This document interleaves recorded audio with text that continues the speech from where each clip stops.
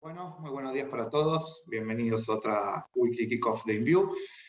Hoy tenemos mucho realmente camino por recorrer.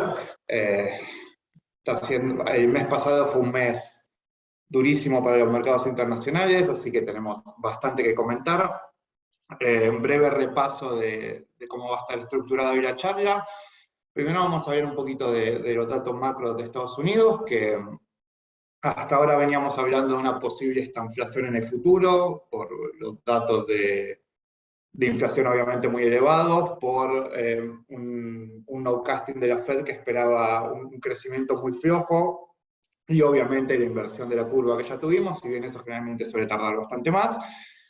Con los últimos datos que tuvimos, cabe preguntarse si ese fenómeno ya llegó, o todavía no se espera que sea en el futuro. Después vamos a hacer un repaso por la implosión que sufrió el sector tecnología, que muestra realmente números pero muy llamativos. Después vamos a hacer un repaso a fondo de las carteras offshore, porque realmente hay mucha tela para cortar, y luego le pasaré la posta al señor Matteo Reschini para que haga lo propio con las carteras onshore, más algún comentario también de mercado local. Así que sin más preámbulo, arranco. Tuvimos datos de PBI del primer trimestre norteamericano, que vino realmente mucho más flojo de lo esperado. Se esperaba un más 1% y vino menos 1,4%. Obviamente, luz amarilla cuanto menos. Pero cuando uno mira más fino los datos de cómo está compuesto este menos 1%, menos 1,4%, no parece tan grave la situación. Básicamente porque hay un impacto muy grande de la balanza comercial, de los inventarios y del gasto público, que le restaron aproximadamente 4% el número final del PBI. Por lo tanto, esto parece más un one-off generado por la volatilidad propia de cómo se calcula el PBI, que una tendencia negativa. Ahora, si bien digo eso, en el más 1 esperado, los analistas también incluían estos efectos. Por lo tanto, no es para minimizar el dato es malo, pero no parece señal de que tenemos una estanflación, una recesión inminente. El próximo dato trimestral de PBI, todos los modelos sugerirían que va a ser positivo. Recordemos que la definición técnica de recesión son 2 trimestres consecutivos de crecimiento negativo. Por lo tanto, podríamos resumir el número como el famoso dicho, estamos mal pero vamos bien. Yo hago acá una salvedad, que es la situación en China, donde la política de COVID-0 se está volviendo realmente muy difícil de poner en práctica cuando hay brotes en ciudades que tienen 15, 20, 30 millones de personas. Obviamente, si tenemos lockdowns continuados que afectan a tantos ciudadanos chinos, va a haber un impacto importante sobre la actividad. Las economías china y norteamericanas están realmente pero muy vinculadas, por lo tanto, esto podría ser un nuevo track negativo. Veremos en las próximas semanas cómo se desenvuelve esto. Obviamente China lanzó recientemente un paquete de medidas para tratar de contrarrestar el efecto de estos bloqueos sanitarios, pero realmente es muy difícil que la economía no se resienta cuando básicamente obligas a decenas de millones de personas a quedarse encerradas en su casa. Tuvimos también el último dato de la medición preferida de la Fed a la hora de monitorear la inflación, que es el Personal Consumption Expenditures. Ellos miran más esto que el CPI, y si lo vemos en términos interanuales, vemos como ya es notorio el salto que dimos desde el piso del efecto COVID, y hoy estamos ya arriba del 5%. Obviamente esto es interanual, para ver la evolución más fina, que el minuto a minuto, que es lo que hoy todo el mercado está mirando para tratar de predecir cómo va a reaccionar la Fed. Vemos que todavía en los cambios intermensuales estamos en niveles incómodamente altos. Fíjense que desde la década del 80, que no teníamos varios datos seguidos en estos niveles, por lo tanto, hace rato que venimos hablando de la inflación en estas charlas, no tenemos escapatoria. Bottom line, la inflación sigue siendo un problema, y la actividad se mostró particularmente débil. Si bien hay salvedades, realmente el cuadro es bastante complejo, y el mercado reaccionó este mes con muchísima fuerza, sobre todo en lo que hace el segmento de tecnológicas. Google presentó un balance más flojo de lo esperado y fue castigada con fuerza. El famoso fondo ARK de Cathie Woods, que es una especie de emblema del segmento, ya muestra una caída desde máximos realmente muy, pero muy grande. Netflix también presentó un balance que no gustó y la acción cayó 36% ese día. Y como muestra el indicador de la CNN de sentimiento del mercado, realmente estamos en momentos donde en el mercado hay lisa y llanamente miedo. Y con la manijita al borde de entrar en miedo extremo. Así que, bueno, pero eso es un indicador de sentimiento. En los precios podemos ver la reacción con mucha más nitidez.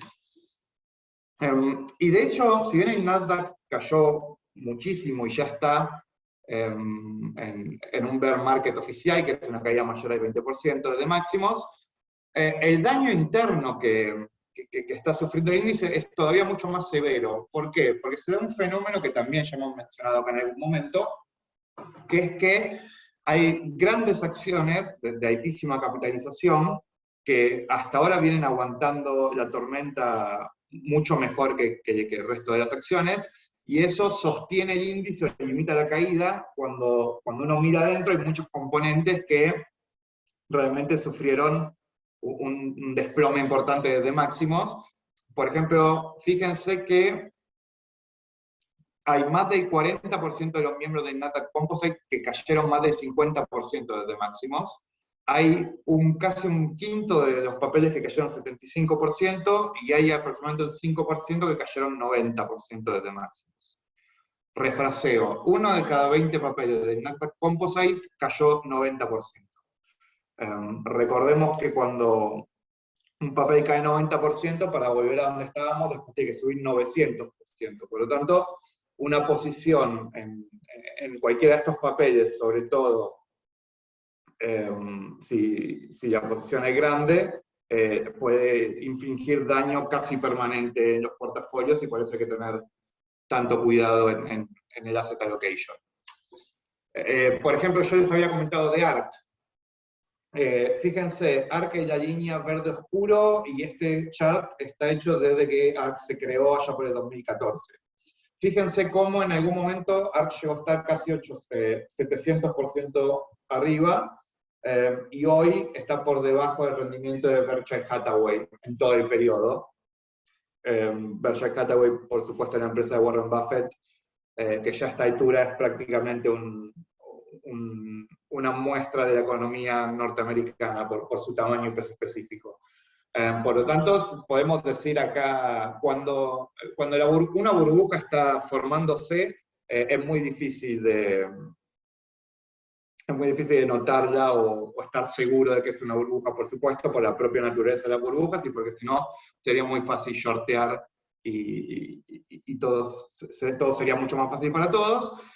Solamente podemos dar el anuncio una vez que pasó. Bueno, esto claramente ya pasó, y podemos decir que la pandemia generó una burbuja muy importante en cierto sector de las tecnológicas, que ya fue castigado más que duramente por el mercado.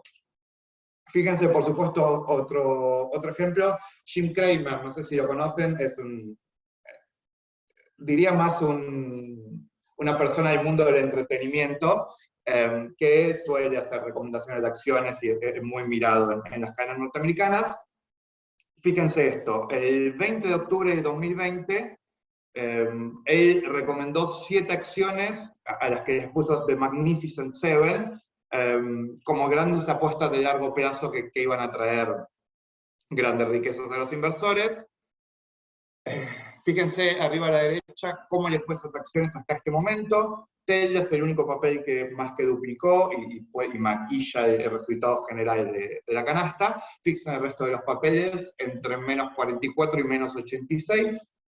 Si uno hace un promedio simple, se hubiera puesto $1 en cada una de las acciones, al jueves hubiera estado menos 40, mientras que el S&P está más 25, el Nasdaq más 15, y un papel viejo y entre comillas aburrido de la economía más simple como Coca-Cola está más 32. Entonces, evidentemente, hubo un exceso evaluatorio en gran parte de las techs, sumado a un mercado que está cada vez con más temores por la posición de la Fed y ciertas debilidades que nota en la economía. Este es el resultado. Y esto, repito, es el cierre del jueves. Después tuvimos un viernes casi negro, por lo tanto estos números, si los calculara ahora, seguramente darían bastante peor. Ahora, todo esto que está pasando es culpa de los balances. Bueno, en principio no parece. Acá hay un resumen de algunos de los principales balances que se habían presentado el jueves. Tuvimos dos casos donde el mercado reaccionó bastante mal. Uno fue el ya mencionado Alphabet / Google, y otro Boeing, que hace tiempo que viene presentando resultados que decepcionan a los inversores. Pero después, si se fijan, por ejemplo, Meta Platforms subió casi 18% al presentar resultados que no estaban tan mal como el mercado temía. Visa subió casi 6,5%, Qualcomm subió casi 10%, PayPal subió 11,5%. Digamos que no es una temporada de balances desastrosos. Tuvimos algunos que no estuvieron a la altura de lo que el mercado esperaba, pero este derrape evaluatorio me parece que no pasa tanto por los balances, porque incluso los que tuvieron un miss no estuvo tan lejos de lo que se esperaba, sino que es básicamente que el mercado está haciendo un re-rating de todos los activos de riesgo, porque finalmente se convenció que esta vez la Fed va en serio, más, bueno, obviamente otros factores que ya hemos estado hablando bastante. Ahora, llegó el viernes, presentó Amazon, no gustaron sus resultados y cayó 14%. Amazon es una empresa del selecto club de los trillionaires de market cap, o billonarios, si queremos verlo en español. Por lo tanto, cuando un papel cae de esas características, cae 14%, ciertamente hace mucho ruido. Y tenemos para elegir noticias malas al cierre del viernes. El peor cuatrimestre para el S&P 500 desde 1939, el peor mes para el Nasdaq desde la crisis de 2008, los bonos que siguen derrapando sin fin. Fíjense, en lo que va del año, AG, que es el ETF de referencia de los bonos norteamericanos, que está súper diversificado y tiene corporativos, deuda gubernamental, hipotecas, etcétera, y que nosotros usamos como benchmark para nuestra cartera conservadora, está menos 10% en lo que va del año, lo cual no solo es el peor arranque de la historia del ETF, sino que si el año terminara hoy, sería el peor año para los bonos de la historia, desde que está este ETF. Por lo tanto, el mercado está bastante alterado. Miremos donde miremos.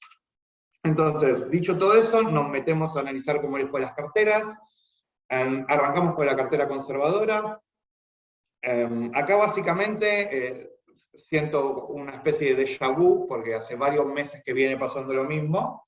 La cartera tiene un rendimiento negativo, le ganamos ampliamente al benchmark, que tiene un rendimiento mucho más negativo, y la mayoría de los componentes de la cartera rinde 0 o cercano a 0, y salvo PFF, que explica la mayoría de la caída.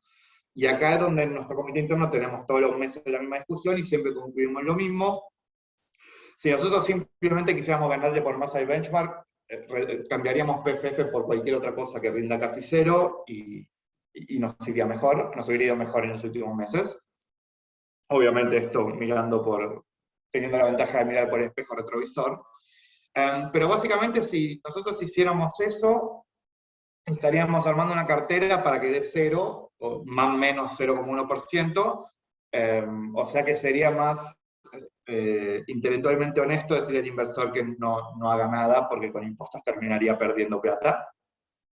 Y además nosotros estamos tratando de trabajar con carteras que nuestros inversores puedan replicar de largo plazo y no con el juego de corto ganar de benchmark. Por lo tanto, PFF se queda nuevamente. En el mes de mayo la cartera rindió menos 1,45 contra menos 3,81 del benchmark. Que un benchmark de renta fija conservador como DAC caiga 4% en un mes, cuando simultáneamente las acciones cayeron mucho más, es una situación que estresa a todos los portafolios, obviamente, y por eso estamos viendo días como el que tuvimos el viernes. Pero en definitiva tuvimos 236 puntos positivos en el spread. Y me quiero tomar un segundo para contarles cuál es el estado de situación hoy de PFF, que les recuerdo, para los que nos trae tanto, es un ETF que tiene acciones preferidas mayormente de las principales empresas norteamericanas, aunque hay un 10% internacional. Fíjense, hoy PFF tiene un price over earnings de un solo dígito, un price over book value de 1,3, o sea que no estamos tan lejos de valor libros. Está diversificado en más de 500 posiciones y tiene un dividend yield que ya está arrimando al 5%. Yo honestamente con estos números me siento muy cómodo teniendo una posición en una cartera conservadora, dado que el resto es renta fija de corto plazo y un poquito de exposición al oro. Puede seguir cayendo, siempre, todo puede seguir cayendo, pero realmente me parece una propuesta atractiva y veremos en unos meses si tenía razón o no, pero realmente hicimos de nuevo una mirada a fondo del ETF a ver si realmente nos quedamos o cortamos acá y decidimos mantener la posición, porque ya en estos niveles realmente es muy interesante, a nuestro criterio obviamente, ¿no? Cartera moderada. La cartera moderada, podemos ver el vaso medio lleno o el vaso medio vacío. Si vemos el medio vacío, la cartera cayó 4,7% en el mes, que obviamente no entusiasma a nadie.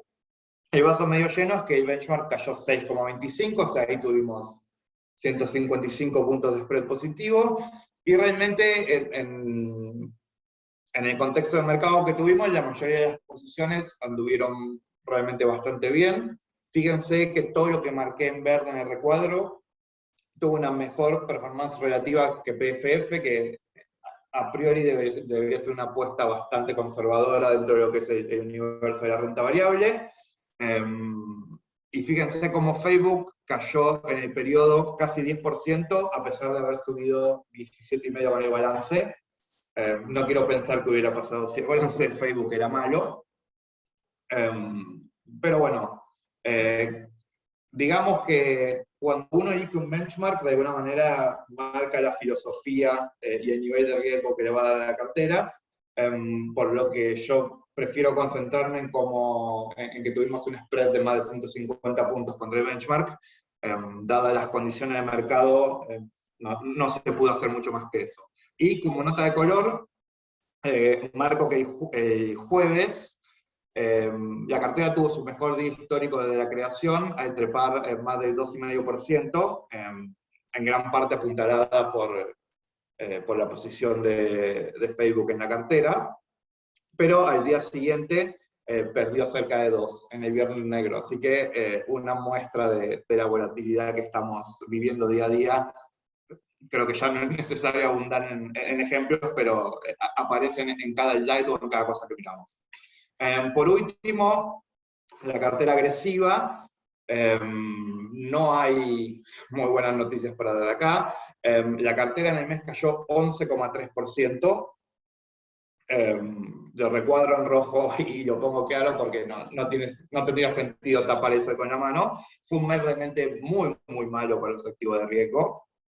Fíjense que todo lo que marqué en rojo en la cartera cayó más que EM, nuestro ETF de acciones emergentes, que en teoría debería ser más riesgoso que la mayoría del equity norteamericano.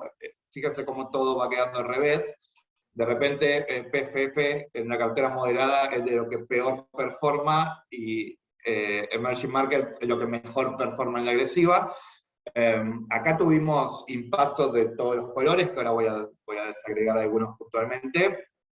Pero en definitiva el benchmark cayó casi 7%, por lo tanto el spread, que como les comentaba es lo que yo trato de mirar con mayor atención, tuvimos 438 puntos en negativo, lo cual es mucho y no le hace obviamente gracia a nadie, pero está relativamente en línea con la volatilidad que venimos teniendo desde que arrancó el año. Fíjense, yo hice el cuadrito abajo a la derecha. En enero tuvimos un spread de más 604 puntos, en febrero menos 292 y en marzo más 342. O sea que este menos 438 está relativamente en línea con lo que venimos viendo en los últimos meses, pero sí la caída, digamos, nominal del 11,3% es un golpe fuerte. Ahora, cuando yo miro línea por línea qué es lo que pasó acá, me empiezo a encontrar con cosas llamativas que algunas voy a expandirme a continuación. Por ejemplo, Alphabet cayó 18%. Omega Health Investors, que ya hemos hablado mucho, que sabemos que es una apuesta de riesgo, pero cayó 16%. ILF y EWZ, que es de alguna manera la apuesta por Brasil y otros papeles destacados de Latinoamérica cayeron 13 y 14%. O sea, tuvimos 4 papeles que cayeron doble dígito. Facebook, como habíamos comentado, cayó casi 10, pero Apple también cayó casi 10. El sector financiero, aunque las tasas siguen subiendo, también cayó 10. Los mineros junior, aunque el oro debería ser una apuesta interesante en este contexto donde estamos discutiendo si esta inflación empezó o no, también cayó casi 10. Entonces, básicamente lo que podemos concluir es que el mercado no tomó prisioneros y le pegó prácticamente casi todo. De nuevo, como nota de color, fíjese que el jueves la cartera subió casi 3,4%, el cual fue el segundo mejor día en la historia de la cartera agresiva, y el día siguiente, el viernes, perdió casi 2,5%, por lo tanto, de nuevo, una coctelera y niveles de volatilidad que realmente es difícil de seguir en el día a día. Hago un par de comentarios de algunas de esas caídas puntuales que vimos. Arranco por Omega Health Investors, que es por las dudas, para quien nunca lo había escuchado hasta ahora, es un REIT que básicamente se dedica a alquilar facilities para el tratamiento de personas mayores con problemas médicos en Estados Unidos. Omega Health Investors es muy volátil, de hecho esta caída digamos que es lo que menos me preocupa de todo lo que cayó, porque ya hemos visto caídas y subas similares en el pasado. Estuve mirando qué dice el resto de los brokers norteamericanos sobre el papel, y la mayoría tienen un target que está a $1 o $2 para arriba o para abajo de donde está hoy, lo cual me parece de alguna manera algo bastante tibio y una forma, si se quiere, de lavarse las manos, porque hoy Omega Health Investors tiene un dividend yield de casi 10%, por lo tanto para mí lo menos probable es que el papel siga en estos niveles. Me parece que o el mercado se calma y ve que este dividend yield es demasiado alto y aprecia el papel sustentablemente, o la empresa se da cuenta que no puede seguir pagando este dividendo, y ahí cuando sepamos cuál va a ser el nuevo nivel, veremos dónde queda la evaluación. Obviamente nos parece que el primer escenario es bastante más posible o probable, por eso seguimos teniendo posición en el papel. Pero más allá de opiniones y demás, me parece que lo más importante es comentar que el 23 de abril se confirmó que a los stockholders of record de hoy se les va a pagar 67 centavos por papel. Esto es un dividend yield del 9,81%. Y básicamente es la razón por la que estamos posicionados en el papel. Siempre nos parece positivo que se ratifique el pago, porque significa que la empresa cree que puede seguir haciéndose cargo de dividendos en estos niveles. Seguiremos esperando que el mercado reconozca ese valor, o la empresa tenga que ceder. Mientras tanto, con un dividendo de casi el 10 anual, estamos cómodos esperando acá.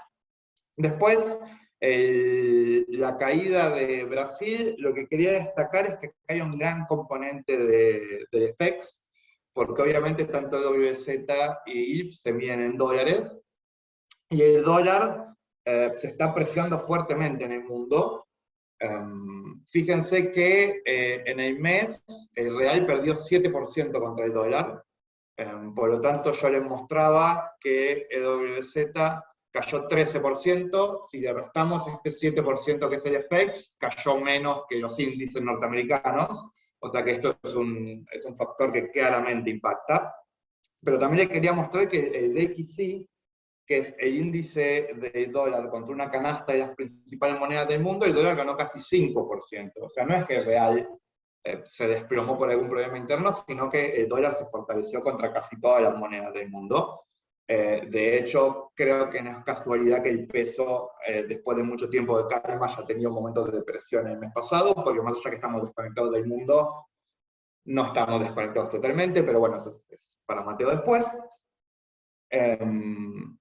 Ahora bien, lo de real, entre comillas, es lo de menos. En realidad el DXY está en niveles máximos en 2 décadas. El dólar ha ganado muchísimo espacio contra el euro, contra el yen y contra varias de las monedas más grandes, porque me da la sensación de que lo que está empezando a pasar es que tenemos una Fed hawkish que se dio cuenta que no puede convalidar inflación en estos niveles y sale a mostrar un sendero de suba de tasas contundente. De hecho se esperan 50 bps para esta semana, a pesar de toda la turbulencia. Mientras que el Banco Central Europeo usa cada pequeña excusa que se le da para convalidar que no va a subir tasas hasta que no le quede otro remedio, y el Banco de Japón, que ya tiene un PBI en su hoja de balance en activos, continúa diciendo que va a comprar todos los bonos que tenga que comprar para que la tasa no pase el 0,25% en el yield curve control que están metidos hace rato. Por lo tanto, el dólar por lo menos parece el lugar menos malo para pasar esta tormenta inflacionaria, y estamos viendo un dólar muy fuerte que obviamente afecta a todos los activos. Lo llamativo es que los commodities no retrocedan demasiado, dado que un dólar alto por lo general es sinónimo de commodities con precios más bajos, pero bueno, quizás acá hay efectos todavía por la guerra y cuellos de botella de oferta, pero en definitiva lo que quería resaltar es que gran parte de la explicación de la caída de los activos brasileños pasa más por el FX que por la evaluación de las empresas en reales en sí, y que esto es parte de un fenómeno mucho más amplio de fortalecimiento del dólar a nivel mundial. Una de las últimas señales que quería mostrarles que es el sector tech y sus valuaciones frente a si se quiere, el sector value, aunque lo puse entre comillas porque me parece que por lo menos acá hay un par de signos de pregunta y paso a explicar. ¿Qué es este cuadro? En este cuadro yo grafiqué los 3 papeles que tenemos en la cartera offshore agresiva vinculados al sector tecnológico, que son Apple, Meta Platforms y Google. Y también grafiqué 3 papeles tradicionales, si se quiere, de sector consumo masivo, como son Colgate, Coca-Cola y Procter & Gamble. Y en los 2 ejes puse cuál es el ratio de Price over Earnings estimado para el año que viene en el eje horizontal, y cuál es el crecimiento anual compuesto de esos resultados que se espera de aquí en adelante. Eso está en el eje vertical. Obviamente estos son estimados, o sea que lo primero que puedo decir es que los estimados pueden fallar, pero si los damos por cierto, fíjense cómo hoy Facebook está cotizando a un ratio de price earning que es la mitad de esos papeles, lo cual resulta como mínimo llamativo. O por ejemplo Google, que está apenas arriba de 15 contra más de 25 para Procter & Gamble. Ya Apple tiene un price over earnings más similar a ese company value. Y si lo vemos como crecimiento esperado, fíjense como Google todavía se espera que crezca anualmente por encima del 20%, mientras que todo el sector value está por debajo del 10. Apple está un poquito arriba y Facebook un poquito abajo, pero bueno, acá también hay que ver cómo termina funcionando el tema del metaverso en el largo plazo y demás, ¿no? O sea, cuando uno estima a futuro hay muchos más errores. Pero digo, como gran idea general, si todos esperamos que Google crezca mucho más que Coca-Cola, que Colgate o que Procter & Gamble, y ya está en un nivel de evaluación por ganancias mucho más bajo, ¿por qué uno compraría Coca-Cola en lugar de comprar Google? Que me parece que es una pregunta más que válida y en parte explica por qué nosotros hace no mucho vendimos nuestra posición en Coca-Cola y sumamos a nuestra posición en Google. ¿Qué está viendo el mercado acá? La verdad que me cuesta encontrar una explicación, la verdad. No voy a decir que el mercado esté equivocado, porque eso sería un acto casi de soberbia imperdonable. Todos los que estamos acá en esta industria hace mucho sabemos que al mercado siempre respeto. Pero realmente me cuesta encontrar una explicación. Una explicación podría ser que las ventas y las ganancias de, por ejemplo, Coca-Cola, son mucho más estables y fáciles de estimar que las de Google. ¿Qué pasaría si vamos a una recesión extrema y eso causa que el daño en publicidad, que el gasto en publicidad caiga muchísimo? Pero realmente uno tiene que plantearse escenarios bastante extremos, que me parece que no son el escenario base de nadie hoy. Por lo tanto, yo me siento muy cómodo en estas posiciones de Big Tech, digamos, son empresas muy grandes, prácticamente sin deuda, con posiciones de caja gigantescas, con posibilidades de seguir creciendo fuertemente, sea orgánicamente, sea vía adquisiciones. Por lo tanto, cuando yo les comentaba que Google cayó 18% en un mes, a mí honestamente me parece que el mercado está exagerando un poco. Veremos en los próximos meses y con los próximos earnings. Pero por lo pronto, esta situación donde los múltiplos de growth y value parecen invertidos, me llama la atención y creo que acá puede haber una oportunidad importante para el mediano y largo plazo.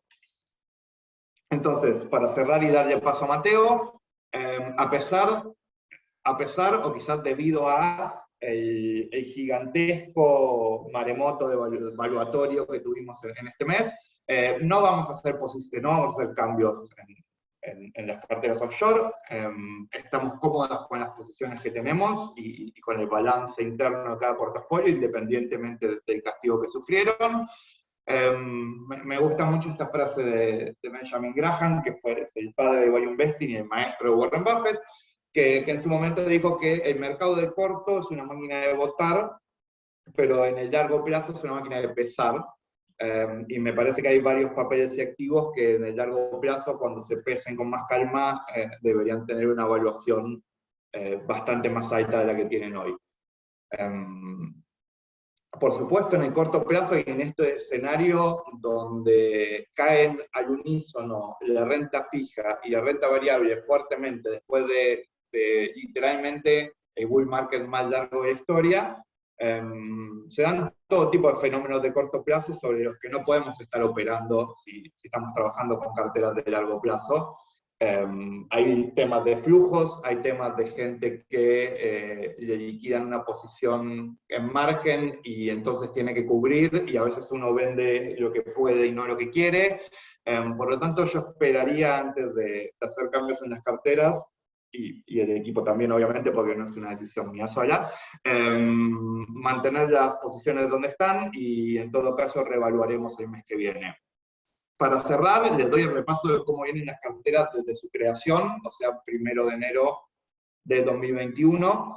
La cartera conservadora está en menos 2,74, que aunque paradójicamente creo que este es el mejor resultado de las tres carteras, no solo porque es el que mayor ventaja del benchmark le lleva, que son más de 850 puntos, lo cual en una cartera conservadora es una barbaridad, sino porque es el producto de una posición correcta en lo que respectaba a los niveles de inflación y si era temporaria o no y demás, que obviamente eso precede mi llegada a la empresa, y es una posición que viene manteniendo Diego. Diego decía que la inflación no era temporaria cuando ese era el base case de todo el mundo, y Powell lo afirmaba, y de esa disidencia y de mantener duration corta y aportar por activos vinculados a tasa variable o a la inflación, de ahí vienen esos 850 puntos claramente. En la cartera moderada estamos más 7,35, 666 puntos arriba del benchmark. Esperemos que esto no sea una señal. Y por último, en la cartera agresiva, más 7,17, y a pesar de este impacto fuerte que tuvimos el mes pasado, todavía estamos casi 150 puntos por encima del benchmark. Ahora, fíjense que con el sell-off que tuvimos en el mes pasado, la cartera moderada quedó 20 BPs arriba de la cartera agresiva desde el Inception, lo cual me parece que marca un poco cuál es el mood actual del mercado y dónde estamos parados hoy. Mes muy movido, veremos la semana que viene con qué nos encontramos y seguiremos llevando el tema día a día. Mateo, te doy el pase. Perfecto, acá estoy, el piso con la presentación local. Perfecto, acá estamos. Bien, bueno, la verdad que ahí, bueno, Pablo explicó perfecto un poco lo que pasa afuera, digamos, fue un mes complicado. Y en Argentina, yo creo que la verdad se resume muy fácil con una frase de Inodoro Pereira, que le preguntan cómo está y dice mal pero acostumbrado. Entonces, la verdad es que no pegó tanto, me parece, en el plano local lo externo, digamos, tan fuerte, porque bueno, nosotros venimos bastante más curados de espanto con algunas caídas. Entonces, no tuvo tan, o sea, obviamente no fue bueno para el mercado, pero tampoco fue un impacto, digamos, muy dramático, digamos. Yendo cartera por cartera, vamos a hacer bastante rápido, así también nos robamos mucho más tiempo, porque la verdad que tampoco hay mucho para comentar. En la conservadora, lo que tenemos es, esta recuerden es Benchmark SER, tenemos 4 activos, la verdad es que un poco, bueno, estos 4 activos es por la falta en general de otros activos en el corto como para diversificar, pero fíjense que por octavo mes consecutivo tuvimos un rendimiento bien por encima de lo que es el benchmark, ¿sí? Entonces, la verdad es que, bueno, y también si vemos desde Inception, también estamos bastante por encima, ¿no? Estamos 800 basis por encima del benchmark. La verdad es que, bueno, esto parecen buenas noticias, pero aún así me hizo preguntar un poco por qué, digamos, ¿sí? ¿Por qué tuvimos este 7.37, digamos, contra el benchmark? Y la verdad es que, bueno, mirándolo un poco, no es que meramente quiero estar dudando de los buenos resultados, pero la verdad es que me pareció un poco mucho, entonces desagregué un poco lo que es el rendimiento de la cartera. La verdad es que, como dice ahí abajo, buena parte del alfa del mes se debe más que nada a los instrumentos más cortos, ¿sí? Como el LCR enero y el T2X3, ¿sí? En cambio, el T2X4, como se ve ahí en rendimiento desde principios de marzo, está bastante más planchado. Un poco esto se da porque las últimas licitaciones del gobierno no fueron tan beneficiosas, quizá como estaba esperando el mercado, beneficiosas en precio, en rendimiento. Entonces eso hizo que el mercado, los inversores, en vez de entrar a la licitación a instrumentos más largos, o sea, favorezcan ir al mercado secundario a instrumentos más cortos. Por eso, justamente, el T2X4, que fue bastante popular en las licitaciones, no tuvo un excelente rendimiento, sino que estuvo más que nada lateralizando, y los instrumentos más cortos, como el T2X3 o la LCR enero, también, bueno, vieron un poco más de flujo que generó todo esto. Esto lo aclaramos principalmente porque no sabemos, digamos, cómo va a seguir esto, porque es más que nada por una decisión, ¿no? del mismo Tesoro, de cuando salen las licitaciones, cuánto va a ofrecer en cada una de las plazas, ¿sí? Y si va a ofrecer una ventaja de precio, una prima, no va a ofrecer prima. Entonces, la verdad es que vamos a estar bastante atentos si esta suba, este gran alfa, no nos genere un arrastre, ¿sí? El mes que viene, ¿sí? Entonces, por eso, cuidado, si van a empezar con una cartera conservadora en este mes, quizá consideren un poco que puede haber cierto arrastre hacia el mes que viene con el buen desempeño de este mes. O sea, en el Inception to Date no se va a notar tanto, pero quizás en el mes a mes sí. La moderada, por su parte, también seguimos bastante cómodos por encima del benchmark desde que arrancó esto, ¿sí? Estamos 11, o sea, sí, 11 puntos porcentuales por encima, lo cual me deja bastante conforme. En el mes también tuvimos, este mes superamos el benchmark, tuvimos algunos meses flacos desde que empezamos, así que básicamente también estuvimos mirando un poco desagregando este rendimiento, y lo que se ve es que más que nada la mayor parte del rendimiento viene de los activos dolarizados, ¿sí? O sea, si uno ve, desagrega la cartera por estrategia respecto del comportamiento del benchmark, y los que más alfa generaron fueron Walmart y Coca-Cola.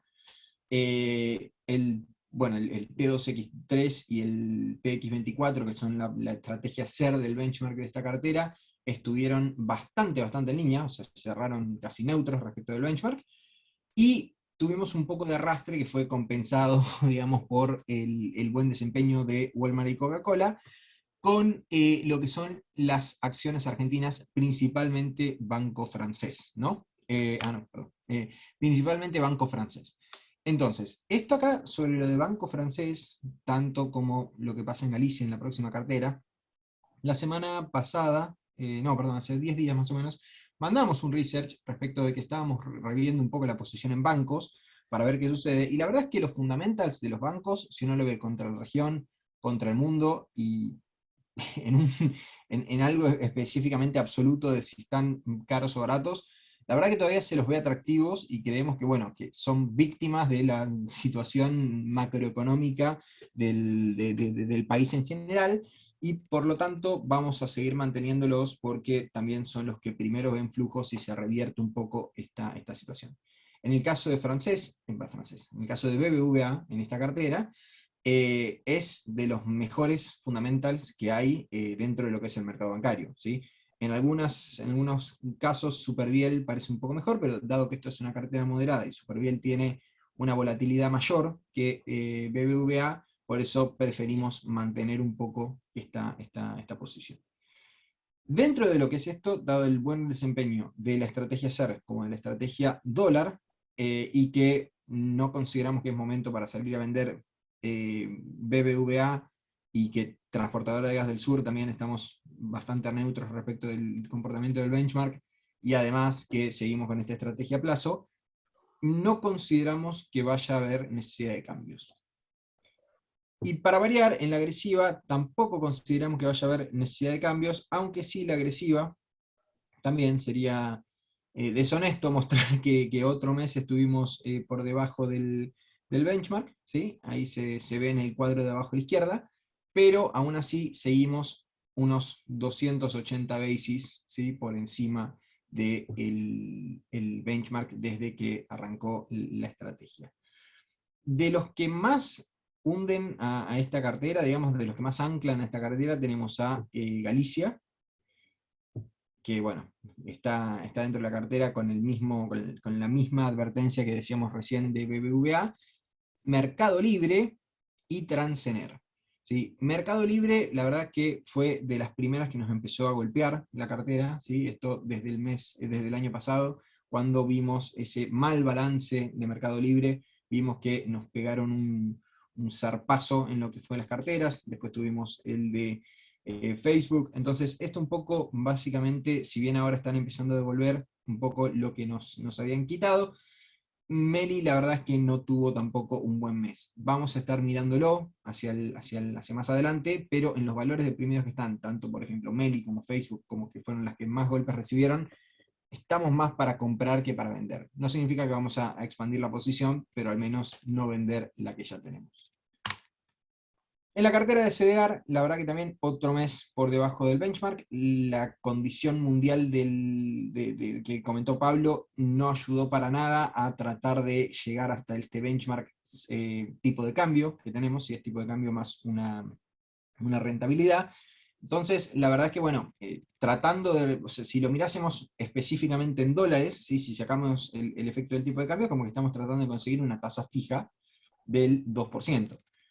Una tasa fija del 2% armándola con equity no es sencillo, pero dentro de todo la verdad es que si lo vemos desde Inception tampoco estamos muy por debajo de lo que es el benchmark, ¿sí? No tuvimos ningún tipo de outlier negativo, ¿sí? en esta cartera. De hecho, la verdad que si no lo comparásemos con el tipo de cambio y esa tasa fija, la verdad que le fue relativamente bien, más comparando, por ejemplo, como le fue la agresiva. Pero bueno, tenemos esta presión del tipo de cambio y ese spread fijo que bueno, que nos jugó un poco en contra. Principalmente,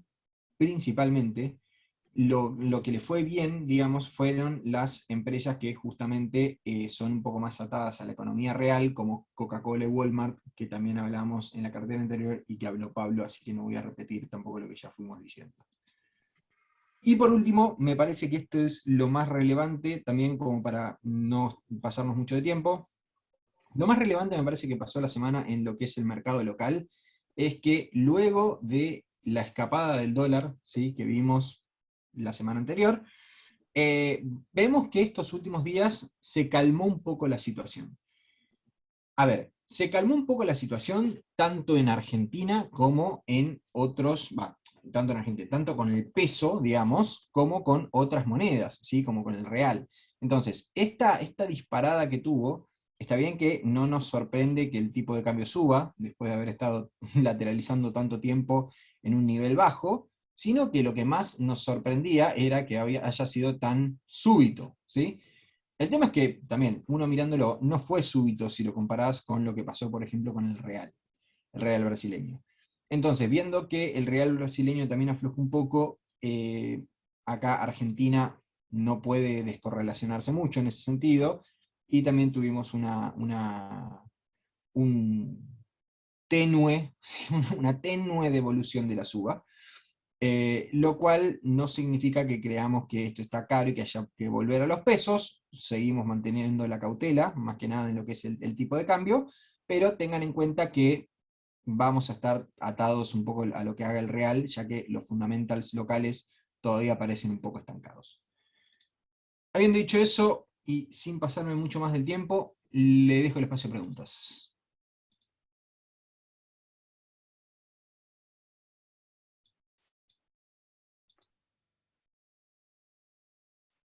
Bueno, arranco yo.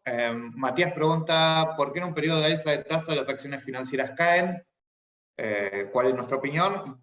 Mira, Matías, la verdad yo me hago la misma pregunta. Si se te ocurre alguna respuesta, compartínosla. Te puedo especular. Básicamente se me ocurren dos cosas. Por un lado, que parte del mercado esté empezando a pricear miedo de una recesión severa, y obviamente el impacto que puede tener un write-off de deuda de empresas que vayan cayendo sobre los bancos podría ser mucho mayor que lo que ganás por un margen de intermediación más alto. O sea, vos podés tener un escenario donde las tasas sean más altas y a los bancos les vaya mal, no es imposible. Ahora bien, ese escenario no se ve priceado en el resto de los activos, si se quiere, porque entonces tendríamos que hablar de...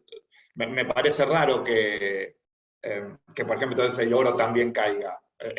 O sea, como que hay una correlación rota ahí, o una parte del mercado está priceando una cosa que el resto no ve. Por lo tanto, es un poco forzada la explicación. Y después la otra alternativa más simple, que corremos el riesgo de explicar todo con eso porque es muy fácil, pero me parece que cuando hay una caída generalizada del mercado, muchas veces hay un tema de flujos y de liquidaciones y demás que hace que haya que vender primero y evaluar después. Y cuando vos ves que todo cae 10%, independientemente de si es un productor de oro, un banco o un vendedor de galletitas, me parece que pasa más por ese lado que por una reevaluación del outlook de los bancos para adelante.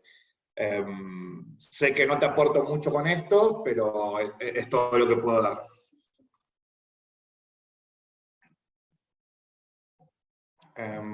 Bien, otra pregunta. ¿Las carteras siguen igual en mayo? Entiendo para mantener, pero para quien quiere ingresar igual. Sí, es lo mismo, digamos. Nosotros mantenemos un solo set de carteras para el que ya venía acompañándonos y le parecen bien los cambios a las operaciones, y para quien viene desde cero, son las mismas carteras que se comprarían desde el banco. Acá hay una para Mateo. Mateo, ¿crees que con una mayor apreciación de tipo de cambio, Argentina debería devaluar más rápido para que no mejore la balanza comercial? En este caso, estar posicionado en dólar yen sería buena alternativa. Mateo.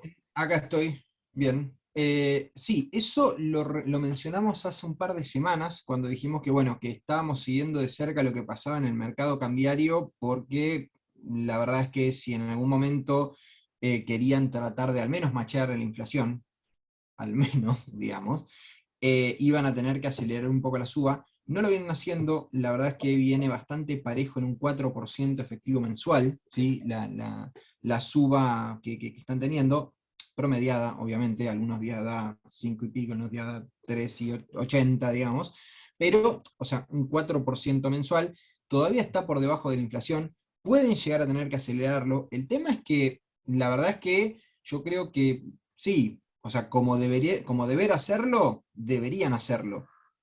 Pero la verdad es que no me parece que vayan a hacerlo tan gustosamente como una medida sin que las papas quemen, por decirlo de alguna forma.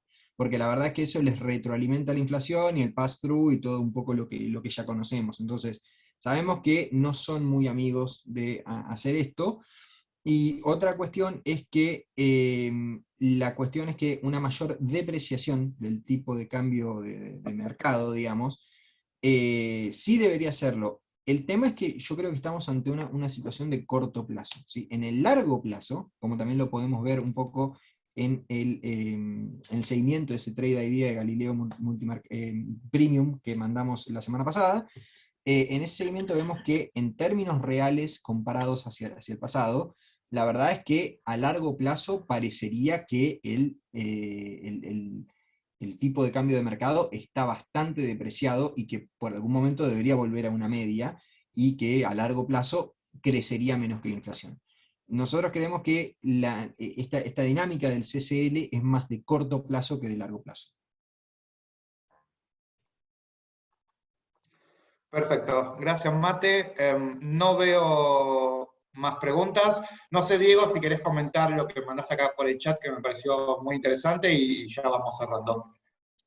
No, bueno, chicos, muy completo todo. Nada, solamente bueno, Net New Money, sí, las carteras que mostraron Pablo y Mateo son las carteras adecuadas para montos quizás inferiores a $50.000.